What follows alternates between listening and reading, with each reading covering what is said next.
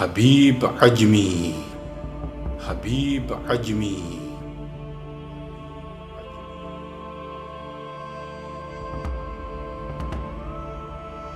حبیب عجمی حبیب فارسی کے نام سے مشہور ہیں۔ آپ کی پیدائش بغداد میں 29 مارچ 738 عیسوی کو ہوئی۔ آپ رحمت اللہ علیہ حضرت حسن بصری کے مرید تھے اور پہلی صدی ہجری کے مشائخ تصوف میں شمار ہوتے ہیں۔ آپ کی کنیت ابو محمد تھی۔ شروع میں بڑے مالدار تھے اور سودی کاروبار کیا کرتے تھے۔ آپ نے حضرت حسن بصری کے ہاتھ پر توبہ کی اور سارا مال راہ خدا میں خرچ کر دیا۔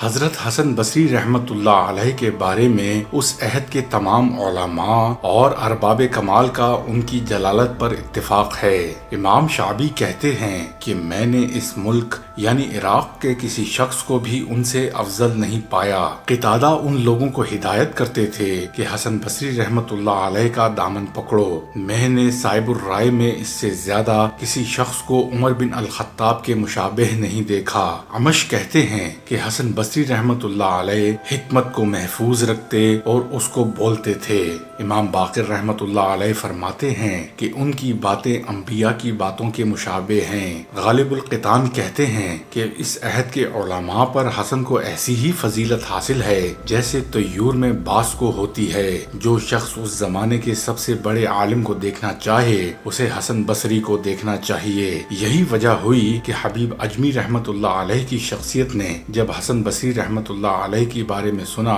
تو نہ صرف آپ کی ذات اقدس سے متاثر ہوئے بلکہ وہ راہ اختیار کی جس نے آپ کو صاحب کمال بنا دیا۔ عمرو بن مرہ کہتے ہیں کہ مجھے اہل بصرہ پر حسن اور محمد دو شیخوں کی وجہ سے رشک ہے۔ یونس بن عبید اللہ اور حمید الطویل کہتے ہیں کہ میں نے بہت سے فقہا کو دیکھا لیکن حسن سے زیادہ کسی کو کامل نہیں پایا۔ اگر حسن بصری رحمت اللہ علیہ نے سن شعور میں عہد صحابہ پایا ہوتا تو یہ بزرگوار رائے میں ان کے محتاج ہوتے۔ اگرچہ حسن بصری جامع العلوم تھے لیکن ان کی زندگی زیادہ تر زہد و عبادت اور روحانی مشاغل میں بسر ہوئی، اس لیے ان کے روحانی مرتبہ کے مقابلے میں ان کے علم کی تفصیلات بہت کم ملتی ہیں۔ تاہم جتنے بھی حالات ملتے ہیں وہ سرسری اندازہ لگانے کے لیے کافی ہیں۔ ان کو تفسیر، فقہ اور حدیث جملہ مذہبی علوم میں یکساں دستگاہ حاصل تھی۔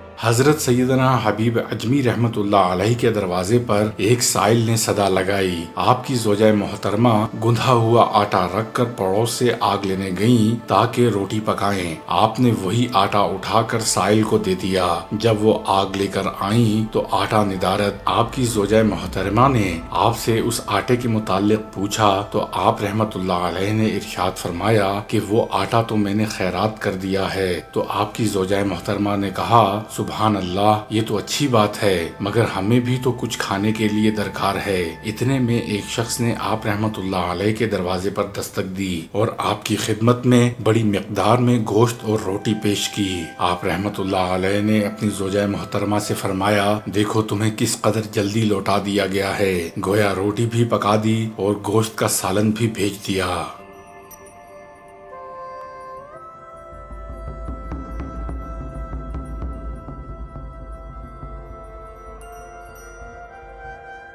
ایک مرتبہ کا ذکر ہے کہ حضرت حبیب عجمی رحمت اللہ علیہ کی بیوی نے آپ سے فقر و فاقہ اور تنگ دستی کی شکایت کی اور یہ مشورہ دیا کہ آپ گوشہ نشینی اختیار کرنے کی بجائے خورد و نوش کے لیے بھی کچھ کما کر لائیں۔ حبیب عجمی رحمت اللہ علیہ نے اپنی بیوی کا مشورہ سن کر فرمایا تم بالکل فکر نہ کرو، میں صبح سے مزدوری پر جاؤں گا اور تمہارے لیے کافی کچھ کما کر لاؤں گا۔ چنانچہ جب دوسرا دن ہوا تو آپ جنگل کی طرف نکل گئے اور ایک کونے میں بیٹھ کر اللہ تعالیٰ کی عبادت میں مشغول ہو گئے۔ آپ نے سارا دن اللہ تعالیٰ کی یاد میں گزار دیا۔ جب شام ہوئی تو گھر آئے، بیوی نے آپ سے مزدوری طلب کی تو آپ نے ارشاد فرمایا کہ میں نے آج جس کی مزدوری کی ہے اس نے معاوضہ نقد نہیں ادا کیا، لیکن تم بالکل فکر نہ کرو، میں کل لے آؤں گا۔ جس کی میں نے مزدوری کی ہے وہ ایسا سخی ہے کہ بغیر مزدوری مانگے بھی دے دیا کرتا ہے۔ چنانچہ جب اگلا دن ہوا تو حضرت حبیب اجمی رحمت اللہ علیہ پھر جنگل میں جا کر سارا دن اللہ تعالیٰ کی عبادت کرتے رہے۔ رات کو جب گھر واپس آئے تو بیوی نے مزدوری کا تقاضا کیا۔ آپ نے ارشاد فرمایا تم فکر نہ کرو، میں اس سے اکٹھی مزدوری لے لوں گا، کیونکہ مجھے ہر روز اس سے مزدوری طلب کرنے میں شرم محسوس ہوتی ہے۔ اب میں 10 دنوں کے بعد اس سے مزدوری طلب کروں گا۔ آپ کی بیوی نے یہ جواب سن کر خاموشی اختیار کر لی اور بڑی تنگی کے ساتھ 10 دن گزارے۔ جب 10واں دن بھی گزر گیا اور حبیب اجمی رحمت اللہ علیہ اپنے گھر کی طرف واپس چلے جا رہے تھے، دل میں سخت شرمندگی اور بے چینی محسوس کر رہے تھے۔ سوچ رہے تھے کہ آج 10 دن گزر گئے ہیں، میں نے تو اپنی بیوی سے وعدہ کیا تھا کہ 10 دنوں کے بعد مزدوری لے کر ضرور آؤں گا، مگر آج پھر حسب سابق خالی ہاتھ لوٹ رہا ہوں۔ حضرت حبیب اجمی رحمت اللہ علیہ یہ سوچتے ہوئے اپنے گھر کی طرف چلے جا رہے تھے کہ اللہ تعالیٰ نے ایک شخص کو حضرت حبیب اجمی رحمت اللہ علیہ کے گھر بھیجا، جس نے ایک بوری آٹا اور ایک بھنی ہوئی بکری حضرت حبیب اجمی رحمت اللہ علیہ کی بیوی کو دے دی۔ اس شخص کے جاتے ہی ایک دوسرا شخص آیا، اس نے شہد اور گھی کا ایک مشکیزہ دے دیا۔ پھر ایک اور شخص آیا، اس نے 30,000 دینار کی ایک تھیلی دیتے ہوئے کہا کہ آپ کے شوہر جس کے ہاں مزدوری کرتے ہیں یہ ساری چیزیں اسی نے بھیجی ہیں، اور ساتھ ہی یہ پیغام بھی دیا ہے کہ اب آپ حبیب رحمت اللہ علیہ کو کہہ دیں کہ اگر وہ اور زیادہ محنت سے کام کریں گے تو اس کو اور بھی زیادہ مزدوری ملے گی۔ رات کا وقت تھا، حضرت حبیب اجمی رحمت اللہ علیہ شرمندگی کے عالم میں خالی ہاتھ اپنے گھر کے دروازے پر آئے۔ سمجھ میں کچھ نہیں آ رہا تھا کہ بیوی کے ساتھ کیا بہانہ کریں اور اسے کیا جواب دیں۔ جب گھر میں داخل ہوئے تو گھر سے انتہائی لذیذ قسم کے کھانے کی خوشبو آئی۔ آپ کے بات کرنے سے پہلے ہی آپ کی بیوی نے خوشی اور مسرت کا اظہار کرتے ہوئے آپ کے سامنے آئی اور کہا کہ آپ جس کے پاس کام کرتے ہیں وہ تو بہت ہی زیادہ سخی ہے، اس نے ہی یہ تمام چیزیں اور 30,000 دینار کی رقم بھیجی ہے، اور یہ پیغام بھی پہنچایا ہے کہ اور محنت سے کام کرو گے تو اس سے بھی بہت زیادہ مزدوری ملے گی۔ حضرت حبیب اجمی رحمت اللہ علیہ نے جب یہ سنا تو دل پر رقت طاری ہو گئی اور اللہ تعالیٰ کی عبادت میں شب و روز مشغول ہو گئے۔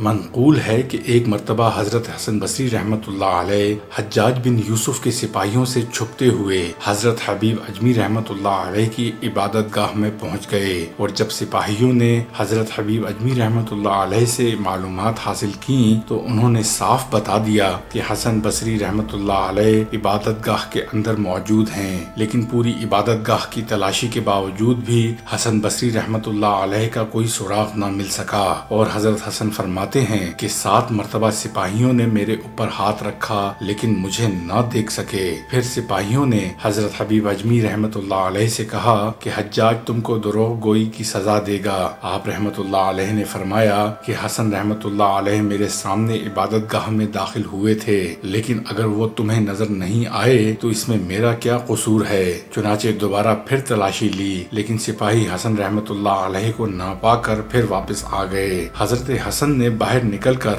حضرت حبیب سے کہا کہ آپ نے تو استادی کے حق کا بھی کچھ پاس نہیں کیا اور سپاہیوں کو صاف صاف میرا پتہ بتا دیا۔ آپ رحمت اللہ علیہ نے جواب دیا چونکہ میں نے سچ سے کام لیا اس لیے آپ محفوظ رہے، اور اگر میں دروغ گوئی سے کام لیتا تو پھر یقیناً ہم دونوں گرفتار کر لیے جاتے۔ یہ سن کر حضرت حسن رحمت اللہ علیہ نے پوچھا کہ آخر تم نے کیا منتر پڑھ کر پھونک دیا ہے کہ جس کی وجہ سے میں سپاہیوں کو نظر نہ آ سکا؟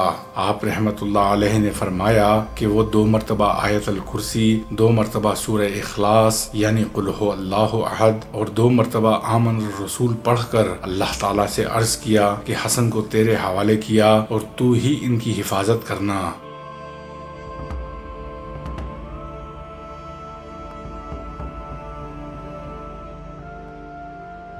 एक मर्तबा किसी ने अर्ज किया कि मुझसे बहुत से लोग आपका हाल दरियाफ्त करते हैं, अगर कोई अपनी करामत दिखा दें तो बेहतर है। आपने पूछा कि बता क्या तलब करता है। उसने अर्ज किया कि ताज़ा खजूर की ख्वाहिश है, हालांकि वो खजूर की फसल नहीं थी। आपने फरमाया ये ले, और एक ताज़ा खजूर से भरी हुई थैली उसको दे दी।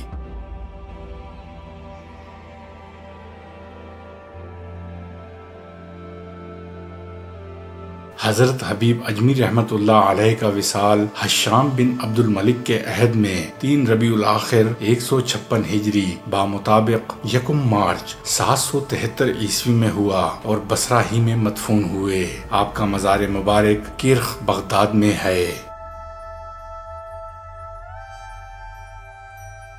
यही थी आज की हमारी वीडियो। अगर वीडियो पसंद आए तो बराए मेहरबानी वीडियो को लाइक, शेयर और सब्सक्राइब कीजिएगा। मेरी और मेरी टीम की हौसला अफजाई कीजिएगा। मिलते हैं अगली वीडियो में।